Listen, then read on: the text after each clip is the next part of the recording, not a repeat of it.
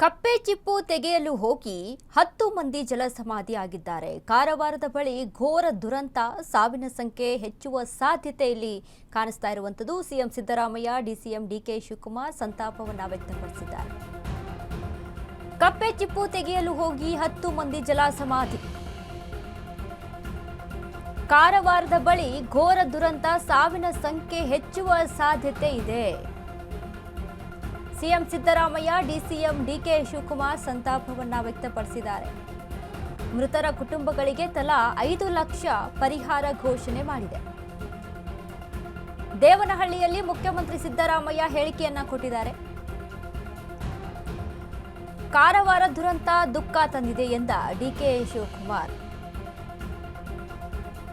ನಾವು ಮೊದಲು ಬದುಕಿಸುವ ಕೆಲಸ ಮಾಡ್ತೇವೆ, ಆಮೇಲೆ ಪರಿಹಾರ ಘೋಷಣೆ ಮಾಡ್ತೇವೆ. ಮೃತರ ಕುಟುಂಬಗಳಿಗೆ ತಲಾ 5 ಲಕ್ಷ ಪರಿಹಾರ ಎಂದ ಡಿಸಿಎಂ ಡಿಕೆ. ಗಾಯಾಳುಗಳ ಚಿಕಿತ್ಸಾ ವೆಚ್ಚ ಸರ್ಕಾರ ಭರಿಸುತ್ತೆ ಎಂದ ಸಿಎಂ. ಕಪ್ಪೆ ಚಿಪ್ಪು ತೆಗೆಯಲು ಹೋಗಿ 10 ಮಂದಿ ಜಲಸಮಾಧಿ ದುರಂತ ವಿಚಾರಕ್ಕೆ ಸಂಬಂಧಪಟ್ಟಂತೆ ಸಿಎಂ ಡಿಸಿಎಂ ಸಂತಾಪವನ್ನು ವ್ಯಕ್ತಪಡಿಸಿದ್ದಾರೆ. ಕಾರವಾರದ ಬಳಿ ಘೋರ ದುರಂತ, ಮೃತರ ಕುಟುಂಬಕ್ಕೆ ತಲಾ 5 ಲಕ್ಷ ರೂಪಾಯಿ ಪರಿಹಾರ ಘೋಷಣೆಯನ್ನ ಮಾಡಿದ್ದಾರೆ. ಇನ್ನು ಯಾರು ಗಾಯಾಳುಗಳಾಗಿದ್ದಾರೆ ಅವರಿಗೆಲ್ಲ ಚಿಕಿತ್ಸೆಯನ್ನ ಉಚಿತವಾಗಿ ಚಿಕಿತ್ಸೆ ಕೊಡಿಸುವಂತ ಕೆಲಸ ಮಾಡ್ತಾ ಇದ್ದಾರೆ. ಬಟ್ ಇದೀಗ 8 ಸಾವು ಅಂತ ಹೇಳಲಾಗ್ತಾ ಇತ್ತು. ಬಟ್ ಇದೀಗ ಸಾವಿನ ಸಂಖ್ಯೆ ಇನ್ನೂ ಹೆಚ್ಚುವಂತ ಸಾಧ್ಯತೆ ಇದೆ. ಜನ ಸತ್ತಿದ್ದಾರೆ, ಇಂಜೂರ್ಡ್ ಆಗಿದ್ದಾರೆ, ಇನ್ನಿಬ್ರು ಬಾಡಿ ಸಿಕ್ಕಿಲ್ಲ. ಅದಕ್ಕೆ ಪ್ರತಿಯೊಬ್ಬರಿಗೂ ಕೂಡ ಸತ್ತವರಿಗೆ 5 ಲಕ್ಷ ರೂಪಾಯಿ ಪರಿಹಾರ